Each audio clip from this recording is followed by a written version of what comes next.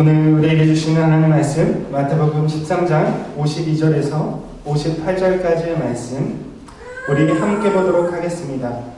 예수께서 이르시되 그러므로 천국의 제자된 서기관마다 마치 새 것과 옛 것을 그 곳간에서 내오는 집주인과 같으니라.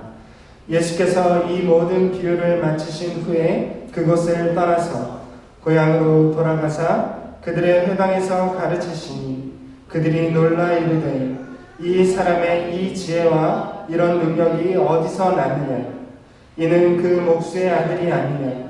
그 어머니는 마리아, 그 형제들은 야고보, 요셉, 시몬, 유다라 하지 않느냐? 그 너희들은 다 우리와 함께 있지 아니하냐? 그런즉 이 사람의 이 모든 것이 어디서 났느냐 하고 예수를 배척한지라. 예수께서 그들에게 말씀하시되 선지자가 자기 고향과 자기 집 외에서는 존경을 받지 않음이 없느니라 하시고 그들이 믿지 않음으로 말미암아 거기서 많은 능력을 행하지 아니하시니라. 아멘. 오늘 말씀은 새 것을 수용하는 믿음이라는 제목으로 말씀을 나누게 합니다. 여러분, 이전에는 없던 전혀 새로운 것은 언제나 사람들의 의심을 사는 법입니다. 저는 제가 알고 있는 지식이나 상식과는 다른 이야기를 들으면, 제가 기존에 가지고 있었던 고정관념과는 다른 이야기를 들으면 일단 마음속에 의심부터 듭니다. 그래서 그것이 정말 사실인가 하고 내가 알고 있는 것은 그렇지 않은데 저 말이 정말 진실인가 하고 인터넷을 찾아볼 때가 한두 번이 아닙니다. 여러분, 새로운 것이라는 것이 바로 그런 특징을 가지고 있습니다. 언제든 새로운 것은 의심을 사는 것입니다. 예수님과 하나님 나라의 복음도 당시 사람들에게 그런 의심을 받아야만 했습니다. 예수님은 유대교의 종교 지도자들이 가르쳤던 그런 성경의 가르침과는 전혀 다른 새로운 가르침을 전했기 때문입니다. 예수님은 과거 유대인들의 역사에서 찾아볼 수 없었던 전혀 새로운 이적을 또 행하셨습니다. 그런데 당시 사람들은 그렇게 새로운 예수님의 가르침, 그리고 예수님의 모습을 보면서 예수님을 믿고 따르기보다는 거부하고 의심했다는 것을 우리가 알 수 있습니다. 오늘 말씀을 통해서 새로운 것이었던 예수님의 하나님 나라 복음에 대한 거부와 수용의 이유에 대해서 함께 생각해 보도록 하겠습니다. 여러분은 얼마나 새로운 것을 쉽게 받아들이십니까? 여러분, 저도 새로운 것에 대한 본능적인 거부감이 있습니다. 또 의심하는 성향이 있습니다. 유대인들 역시 마찬가지였습니다. 유대인들에게 예수님의 가르침은 너무나도 새로운 것이었습니다. 우리가 볼 때 우리는 성경 전체를 보고 있기 때문에 예수님의 가르침과 유대교의 가르침, 구약의 가르침이 거의 차이가 느껴지지 않죠. 우리는 동시에 교회에서 배우기 때문에 그렇습니다. 그러나 구약의 성경만 가지고 있었던 유대인들에게 신약의 예수님의 말씀은 너무나도 새로운 것이었습니다. 정확하게 표현하자면 너무나 급진적인 것이었습니다. 여러분, 새롭다는 것은 과거의 익숙함과의 단절을 의미합니다. 여러분, 과거에 익숙한 것을 단절한다는 것은 매우 어려운 일입니다. 여러분, 예수님의 가족이 느꼈을 황당함을 한번 생각해 보기 원합니다. 30년 동안 예수님은 가족들과 함께 사셨습니다. 예수님은 가족들과 30년을 태어나서 함께 지내시고 그 후에 구원을 이루는 사역을 행하셨습니다. 여러분, 예수님은 어머니와 동생들을 돌보며 그들과 30년을 사셨는데 갑자기 어느 날 예수님이 사람들 앞에 나가서 내가 사실은 하나님의 아들이다 라고 주장했던 것입니다. 여러분, 예수님의 가족이라면, 우리가 예수님의 동생이라면 형의 그 말, 오빠의 그 말을 우리는 믿을 수 있었겠습니까? 여러분, 예수님의 가족들은 예수님을 누구보다도 잘 알고 있었던 혈육입니다. 예수님의 습관, 예수님의 말투, 예수님의 좋아하는 기호, 이 모든 것을 알고 있었던 가족입니다. 그래서 누구보다도 예수님이 하나님의 아들이라는 사실, 이 새로운 사실을 받아들이기 힘들었던 사람이 바로 예수님의 가족이었다는 것입니다. 여러분, 예수님의 가족이 예수님에 대한 소문을 들었습니다. 스스로 하나님의 아들이라고 주장하고 다닌다는 소문을 들었습니다. 또 바리새인들은 예수님이 이적을 행하고 있는데 그것이 사실은 귀신의 왕을 힘입어서 이적을 베푸는 것이라는 거짓된 소문을 퍼뜨렸습니다. 예수님의 가족이 그 말을 듣고 나사렛에서부터 한다름에 달려왔습니다. 왜 왔습니까? 예수님을 데리고 집에 데려가기 위해서 왔던 것입니다. 예수님이 미쳤다, 귀신 들렸다라는 소문을 듣고 예수님을 데리러 왔던 것입니다. 여러분, 예수님의 고향 마을 사람들도 마찬가지였습니다. 여러분, 나사렛에 있던 예수님의 고향 사람들도 예수님에 대한 소문을 들었습니다. 어느 날 갑자기 목수로서 30년을 사셨던 예수님께서 어느 날 갑자기 멀리 큰 도시 가버나움에 가서 놀라운 일을 행하시고 사람들에게 성경을 가르치시는데 스스로 하나님의 아들이라고 주장한다라는 이야기를 들었습니다. 그런데 예수님께서 드디어 소문으로만 들었던 그 예수님께서 드디어 자기 고향으로 오신 것입니다. 대략 한 1년 반 정도 후에 사역을 마치시고 예수님이 자기 고향으로 오셨던 것입니다. 여러분, 그 나사렛은 작은 마을이었습니다. 여러분, 사람들이 회당에 모여 있을 때 예수님이 그곳에 가서 예수님의 가르침을 전했습니다. 그곳에 모인 사람들은 예수님을 너무나도 잘 아는 사람들이었습니다. 예수님의 친구들도 있었습니다. 친구의 부모님도 있었죠. 예수님도 그곳에 모인 사람들의 이름을 알고 있었습니다. 그리고 그 마을 사람들도 예수님을 너무 잘 알고 있었습니다. 예수님의 어머니의 이름도 알고 동생들의 이름을 다 알고 있었습니다. 여러분, 그런데 어떻게 됐습니까? 여러분, 나사렛 사람들이 예수님을 배척했습니다. 나사렛 사람들은 예수님을 과거의 모습으로만 기억하고 있었습니다. 예수님의 어릴 적 모습을 다 기억하고 있었기 때문에 메시아로서 예수님의 모습을 인정할 수 없었다는 것입니다.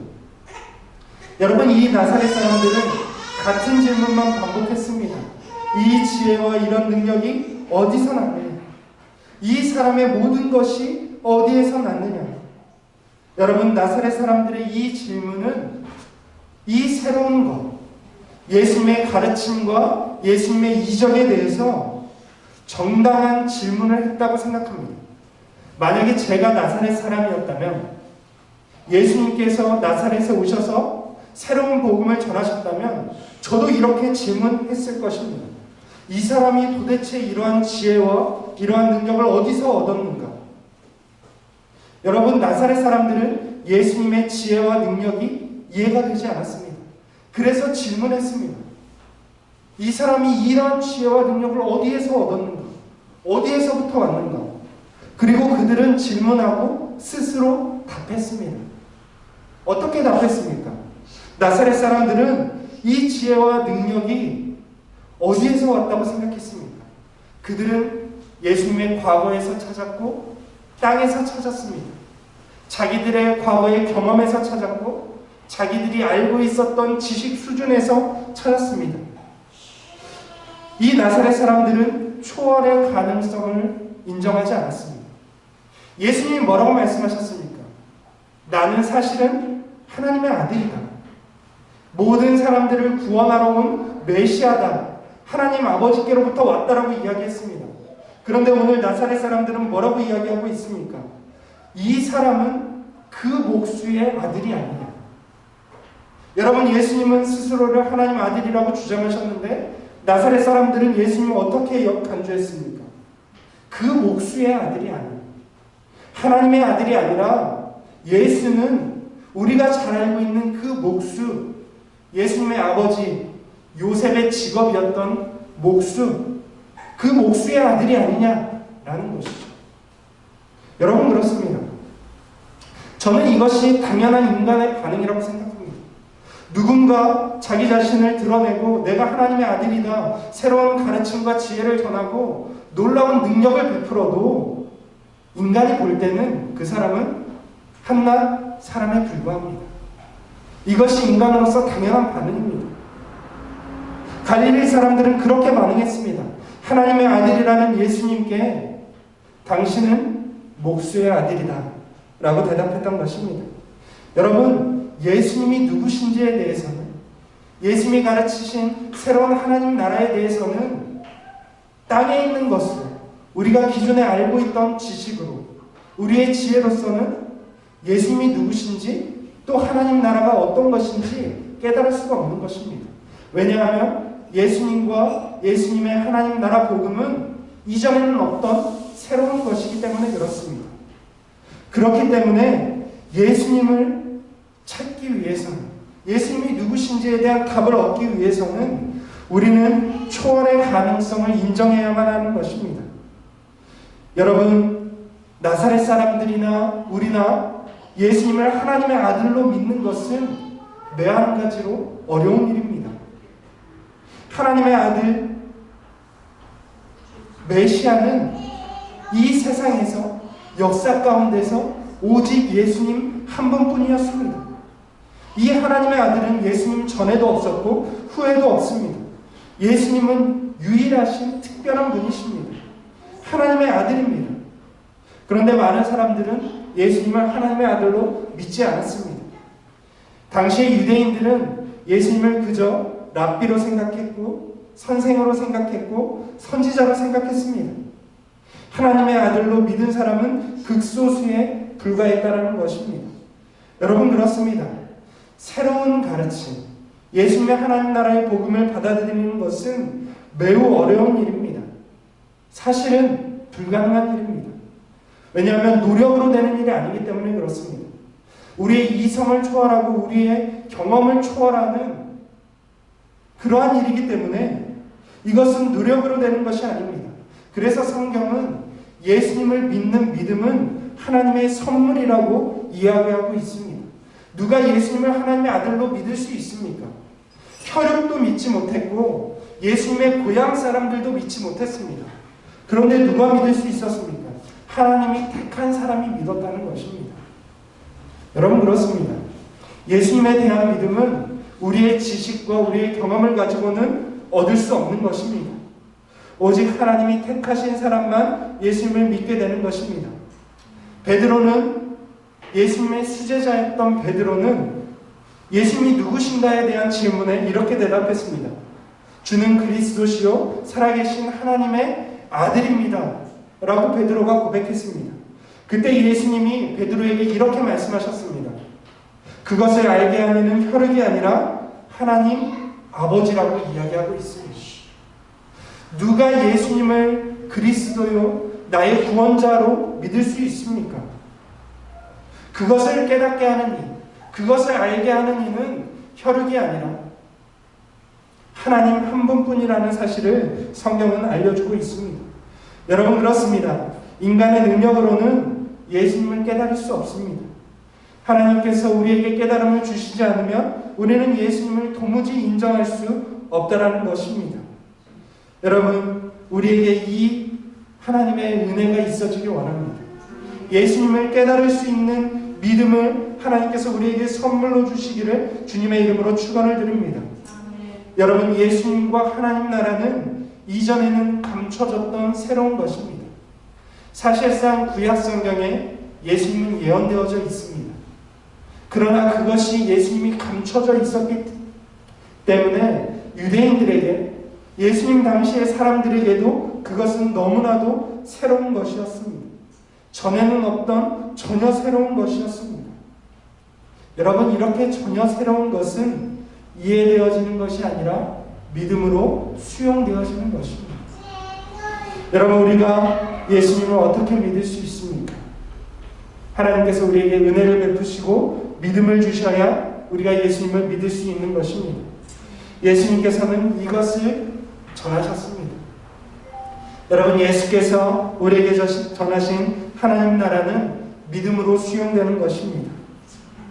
그리고 그 믿음을 하나님은 택하신 사람들에게 지금도 주시는 줄로 믿습니다. 그러한 믿음이 우리 가운데 있어지기를 주님의 이름으로 축원을 드립니다. 우리가 하나님께서 주시는 믿음으로 말미암아 하나님 백성이 되어서 하나님의 은혜 가운데에서 하나님 나라를 살아갈 수 있기를 주님의 이름으로 축원을 드립니다.